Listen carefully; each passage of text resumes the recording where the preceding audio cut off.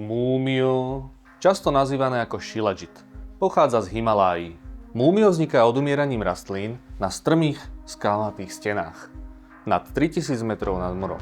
Dažďová voda, ktorá steká cez skaly, vyplavuje minerály a fermentuje zostatky rastlín, ktoré tam rastú. Pomocou tlaku a mikroorganizmov sa neskôr premení na živicu. My sme túto živicu premenili na tabletky pre jednoduchšie užívanie.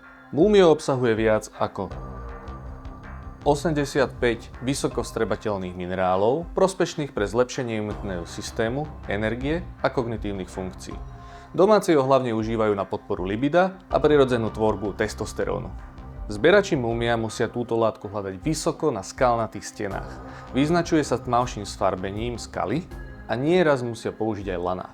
Práca je to nebezpečná, ale o to viac je múmio vzácnejšie, pretože zásoby kolísajú a závisia od zberačov. Detoxikujú organizmus, zvýš si libido, podpor hlavu a hlavne buď zdravý.